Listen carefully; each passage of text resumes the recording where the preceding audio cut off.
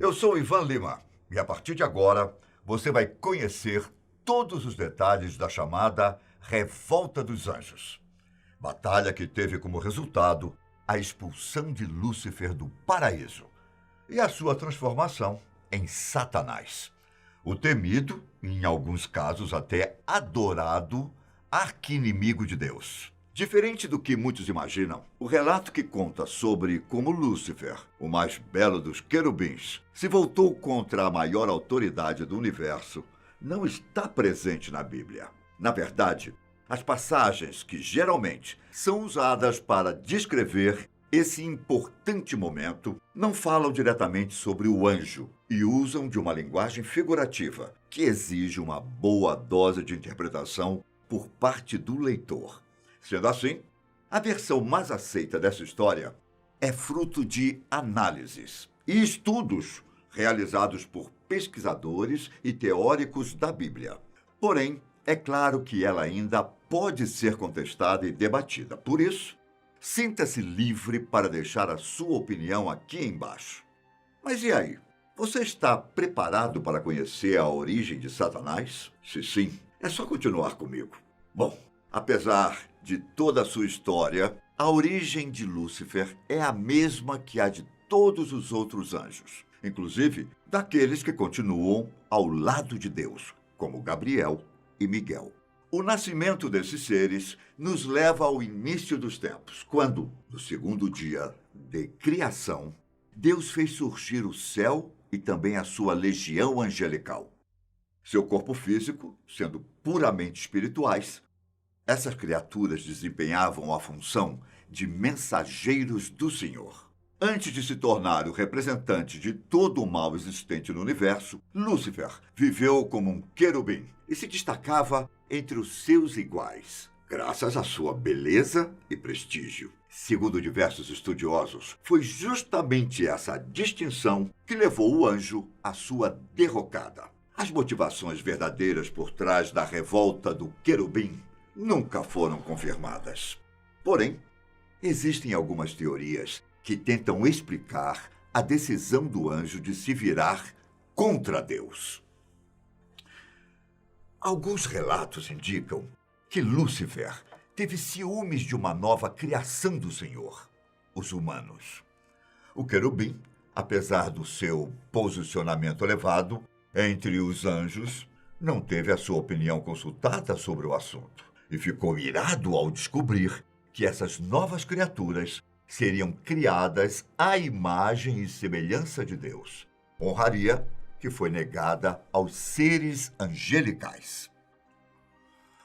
Enquanto outras vertentes defendem que, na verdade, Lúcifer se achava mais competente para ocupar o trono dos céus do que o seu próprio Criador. Esse pensamento fez com que o querubim agisse nas sombras para tentar conquistar o seu perverso objetivo de usurpar a autoridade de Deus. Bem, independente de qual versão você escolha acreditar, é inegável que a soberba e a vaidade foram as responsáveis por transformar Lúcifer em uma das criaturas mais temidas e odiadas de toda a história. Assim, convencido de que poderia ser o primeiro em importância no céu, o querubim começou uma espécie de campanha. Em conversas com outros anjos, Lúcifer demonstrava o seu descontentamento com Deus. Fazia falsas afirmações e se colocava como o único capaz de fazer e trazer mudanças necessárias para o paraíso. Ouvindo assim, você pode até achar que esse discurso não convenceria ninguém. Ainda mais quando os ouvintes dessas mentiras eram outros seres angelicais. Porém, graças à sua malícia e astúcia, Lúcifer conseguiu convencer cerca de 1/3 dos anjos a se juntarem à sua causa. É claro que esse processo não aconteceu da noite para o dia. O querubim abusou da misericórdia de Deus para conseguir espalhar as suas ideias. É consenso entre estudiosos que o Criador sabia das atitudes condenáveis de Lúcifer e tinha conhecimento da movimentação que estava acontecendo no paraíso. De fato, Segundo essas interpretações, o Senhor perdoou o querubim por diversas vezes, não o expulsando prontamente do céu, quando o mesmo começou a cometer transgressões.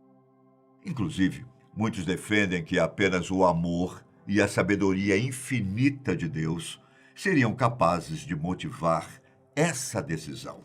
Mesmo com todos esses perdões e novas chances, Lúcifer não desistiu do seu plano e levou a cabo a chamada Revolução dos Anjos, conflito que tinha como objetivo desafiar a Deus e colocá-lo no trono dos céus. Bem, como você já deve saber, o exército de rebeldes comandado pelo querubim não teve sucesso ao bater de frente com as hordas celestiais comandadas pelo arcanjo Miguel. Durante o conflito, em uma atitude desesperada, Lúcifer teria assumido a forma de um poderoso dragão vermelho. Porém, nem isso foi suficiente para garantir a sua vitória sobre Miguel. O arcanjo, que é comumente retratado carregando uma espada flamejante e um escudo com a frase "Quem é como Deus?", teria feito essa pergunta ao querubim enquanto os dois se enfrentavam. Ninguém sabe qual teria sido a resposta de Lúcifer a esse questionamento. Derrotado, Lúcifer e seus apoiadores foram expulsos do paraíso, sendo condenados a viver no inferno, onde deveriam queimar por toda a eternidade. Aliás, a expressão anjos caídos foi criada como uma forma de se referir aos seres que naquele dia caíram dos céus. Contudo, o estimado querubim, por ser o líder da tal revolução, teve um destino ainda pior e foi transformado na criatura hedionda que todos conhecemos como Satanás. Um castigo sem precedentes para um ser que, por muito tempo, foi considerado um dos mais belos da sua espécie. Mesmo diante dessa grande derrota, Lúcifer não voltou a reconhecer a autoridade de Deus e ainda jurou vingança contra o Altíssimo. Astucioso, o querubim sabia do apreço que o Criador nutria pela raça humana e, assim, a transformou em seu principal objeto de desejo. Afinal, ao destruir uma das mais importantes e queridas criações de Deus, ele estaria dando um golpe quase que fatal em seu grande inimigo. Lúcifer manteve alguns dos poderes que possuía como querubim.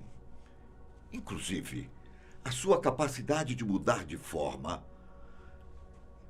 E foi usando essa habilidade que o anjo caído conquistou um dos seus maiores êxitos na missão de afogar a humanidade no mal do pecado. No livro de Gênesis, capítulo 3, encontramos a primeira aparição do inimigo na Bíblia. O trecho traz um relato sobre como, na forma de uma serpente, Satanás conseguiu adentrar o jardim do Éden e enganar os primeiros seres humanos criados por Deus. Adão e Eva foram convencidos, por meio de calúnias e falsidade, a provar do fruto da árvore do conhecimento do bem e do mal. Os dois tinham sido avisados de que esse era o único alimento que não poderiam consumir no jardim, pois morreriam se o fizessem. Porém, Lúcifer, usando de toda a sua malícia, conseguiu convencer Eva de que, na verdade, ao ingerir o fruto, ela e seu amado se tornariam como Deus, capazes de diferenciar o bem e o mal. Esse primeiro ato de vingança de Satanás marcou também a queda dos seres humanos. A partir daquele momento, o pecado foi inserido na humanidade, dando início a uma disputa espiritual que seria travada no interior de todos os seres humanos durante os milênios que estavam por vir. Segundo estudiosos, esse confronto entre a fé e o pecado acontece dentro de cada um de nós e é acompanhado de perto pelas forças do bem e do mal. Desde a sua queda, Lúcifer assumiu com um certo orgulho, o papel de antagonista de Deus. Até mesmo seu novo nome é uma referência a isso, já que em algumas traduções, Satanás pode significar inimigo ou adversário. Sendo assim, segundo a tradição das religiões cristãs, o anjo caído trabalha contra nós e nos persegue, se empenhando na tentativa de nos derrotar moralmente e espiritualmente, nos negando a oportunidade de ascendermos ao encontro do nosso Criador. Além de Gênesis, outros livros da Bíblia trazem relatos sobre a terrível natureza de Lúcifer. Em Apocalipse, ele é retratado como dragão, em uma forma diferente e ainda mais assustadora do que a que assumiu durante o confronto com a horda celestial, como serpente, em uma referência ao momento em que conseguiu enganar Adão e Eva, e também como diabo, nome bíblico comum para o ser. Já no livro de João, o inimigo é descrito por Jesus como homicida e pai da mentira. Por fim, uma passagem que chama a nossa atenção é encontrada no primeiro livro de Pedro, capítulo 5, versículo 8, onde podemos ler: sedes sóbrios, vigiai, porque o diabo, vosso adversário, anda em derredor, bramando como leão, buscando a quem possa tragar. Qual a sua opinião sobre a história da queda de Lúcifer? Você acredita em todos esses relatos?